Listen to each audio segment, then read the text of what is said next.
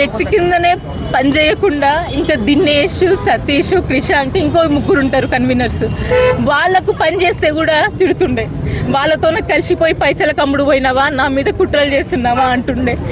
వేరే ఏ కన్వీనర్తో మాట్లాడినా, ఏ మొగంతో మాట్లాడినా రీట్వీట్ అని ఒకటి ఉంటుంది కదా సార్ సోషల్ మీడియాలో, దాన్ని కొట్టినా వాడు నీ బాయ్ ఫ్రెండ్ కొట్టినావా రీట్వీట్ అని అడుగుతుండే. నేను మొన్న పార్లమెంట్ ఎలక్షన్స్ లో incharge sir, social media incharge Mahbubnagar. ఇవి 5 ఏళ్ల నుంచి తనతో మెసేజ్లు ఉంటాయి సార్. బ్లాక్మెయిల్ చేస్తున్నాను నువ్వే, పార్టీ మీది జగన్మోహన్ రావు బ్లాక్మెయిల్ చేస్తున్నాను. నువ్వు 1000 కాల్స్ చేసినావు, 1000 మెసేజ్ పెట్టినా, ఏం పెట్టినా నీ కాళ్ళు మొక్కుతా, నన్ను బద్నాం చెయ్యకని పెట్టినా.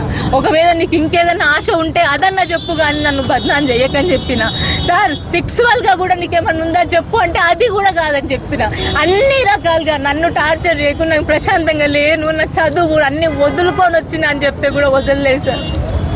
ఈ మొన్న లాస్ట్ టైంలో కూడా ఒక కేటీఆర్ అన్న పక్కనుండే ఒక అన్నకు ఫోన్ చేసి, ఏరా దాన్ని నువ్వు సుగలుగుతున్నావా అని చెప్పి ఆ అన్నని తిడితే, ఆ అన్న నాకు ఫోన్ చేసి తిట్టిండు, ఎన్ని రోజులు మీ కథలు, ఎవడో ఒకటి ఉండండి తెలుసుకోండి అని చెప్పిండు. ఆ రోజు ఫోన్ చేస్తే ఎత్తలే. అప్పటి నుంచి మాటలు లేవు. నా ఆడియోలు బయట పెట్టించిండు, కవిత గారిని నేను తిట్టినా అనే ఆడియోలు బయట పెట్టించిండు. ఈ కేటీఆర్ అనేటోడు నాకు హామీ ఇచ్చిండు, నేనున్నాగా నువ్వెందుకు భయపడతావు, నేనున్నా కదా నీ అంట అని. ఇవి వదిలేసిండు, అన్నీ వదిలేసిండు.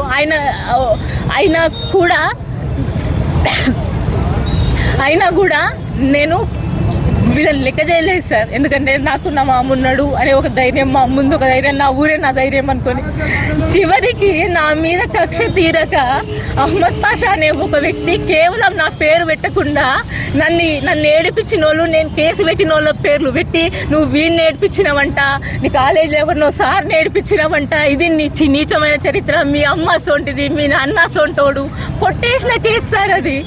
ఏమి పొలిటికల్ గా పెట్టిన కేసును తీసుకొచ్చి ఆ కేసు నీదే నీచమైన బ్యాక్గ్రౌండ్ అని చెప్పి చెప్తున్నాడు. ఎక్కడ పోవాలి, నా కుటుంబంతో ఎందుకు వచ్చిండు, ఏంది నేనేం చేసిన తనకు, నేనేందో తను వచ్చి నా మీద ఎందుకు పగబట్టుకున్నాడో చెప్పాలా.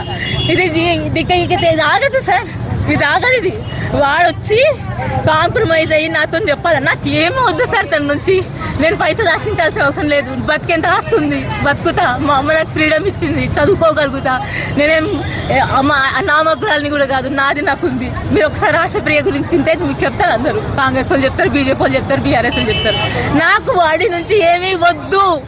ఏ ఆడపిల్లలతోనైతే నా మీద మచ్చలేపించిండో అది ఒప్పుకొని నాతోనే ఇంకొకసారి లంగకథ లేకుండా వాళ్ళని ఎట్లా చూస్తారో నన్ను అంతే సమానంగా చూడాలి. అంటే వాళ్ళు పతివ్రతలో నేను బజార్ దాన్నా అందరికీ చెప్తున్నా. ఆడియోలు ఉన్నాయి సార్, మీకు ఒకటి తీసి పంపిస్తాను. నేను ఇంకా భరించలేను సార్, నా వల్ల కాదు. నిన్న 25 నిద్ర మాత్రం లేదు, ఒకటి సావలేదు కనుక నేను వచ్చిందా, నాకు సావు వస్తలేదని లేదు సార్. లేదు సార్, నాకు ఇంకా కాదు సార్.